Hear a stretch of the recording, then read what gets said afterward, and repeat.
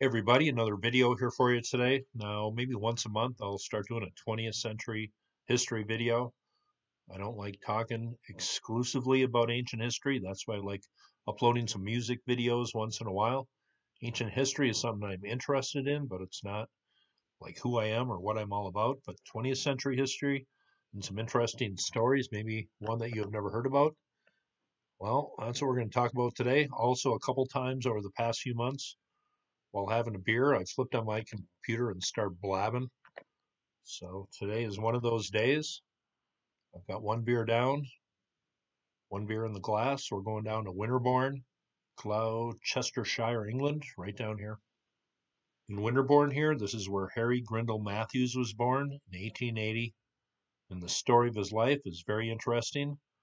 And, coming from this time frame, what we read back on him, I'm not sure what to believe and not believe, but the story of his life is definitely interesting. Here's a pic of Harry Grindle Matthews in 1924, and the question with him is, was he a brilliant inventor? Was he a bit of a scam artist? A little bit of both? Well, those are the questions I think about. He studied to become an electrical engineer, and this is a pic from 1900. He served in the Second Boer War, South Africa here. You can read a lot of different stuff on this guy, but his death ray is what he is mainly remembered for. It says this inventor's death ray was totally real, but no one was allowed to see it. The 1910s and 20s was certainly an important time for exploration and inventions.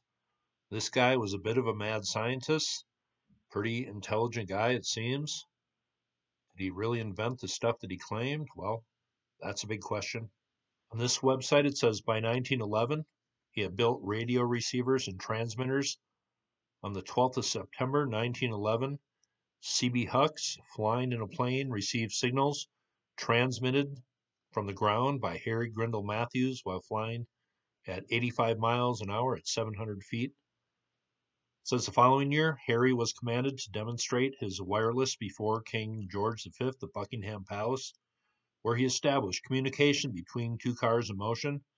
During the Great War between 1914 and 1918, he was developing a means of controlling ships by using a searchlight beam and working on a device to detect submarines 30 miles away. It says by 1921 he had turned his attention to recording soundtracks using light and made a talking movie as Sir Ernest Shackleton on the 26th of September 1921 before his final departure for the Antarctic.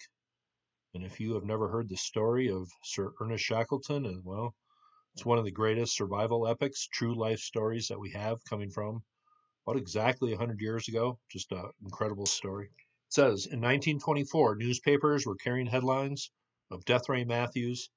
Harry was experimenting with electrically charged light beams that he claimed could stop an aeroplane's engine, explode gunpowder, or kill a mouse. During experiments, it was not unusual for a passing technician to be knocked out or burned while passing close to the beam. He claimed to have himself lost the use of one eye during these experiments. It says in 1924, newspapers were carrying the headlines at Death Ray Matthews. Harry was experimenting with electrically charged light beams that he claimed could stop an airplane's engine, explode gunpowder, or kill a mouse. During experiments, it was not unusual for a passing technician to be knocked out or burned while passing close to the beam. He claimed to have himself lost use of one eye during these experiments, and here is a pic coming from about almost 100 years ago. It says in 1926-27, when Warner Brothers became interested in talkies, they employed Harry to help them develop his ideas of sound recordings on film. While he was in America using film studio lighting, he developed his sky projector for casting images onto the clouds, and a luminophone, an organ that was played by means of light beams. So that sounds pretty cool from about 100 years ago. But I guess he was the original inventor of the bat signal. There is one video on YouTube about 8 minutes long. I'll leave the link below. He made 96 years ago. He was pretty particular who he's going to make this movie for. But this is just a fascinating story.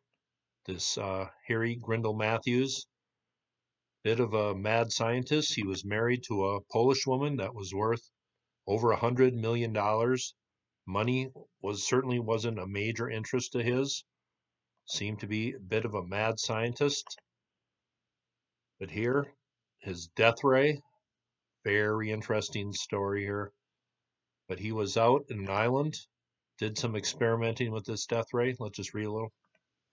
Here's a look at this island where they did these experiments on. This looks like a cheesy Buck Rogers set here. It says in 1923, Matthews claimed that he invented an electric ray that would put magnetos out of action.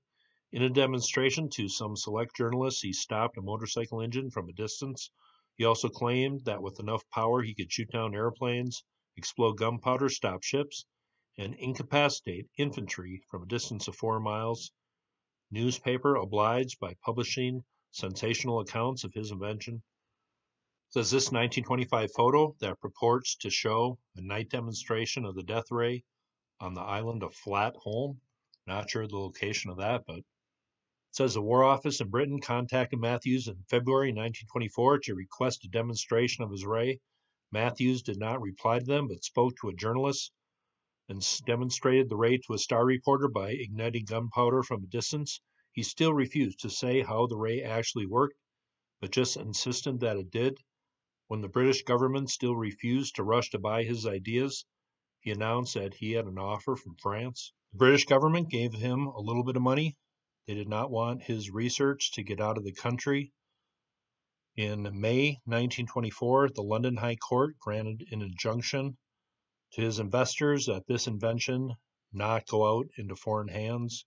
In July 1924, Matthews left for the U.S. to market his invention. When he was offered $25,000 to demonstrate his beam to the Radio World Fair in Madison Square Garden, he again refused and claimed without foundation that he was not permitted to demonstrate it outside of England. The Army seemed to have gotten involved in his work. It says U.S. scientists were not impressed. One, Professor Woods, offered to stand in front of his death ray device to demonstrate his disbelief. Regardless, when Matthews returned to Britain, he claimed the USA had bought his death ray, but refused to say who had done it and for how much. It says Harry Grindle Matthews was the fifth husband of singer Gana Walska. She was a Polish opera singer, married 6 times, incredibly wealthy. They married in 1938. He died of a heart attack on the 11th of September, 1941. And how I found this story, where did he die?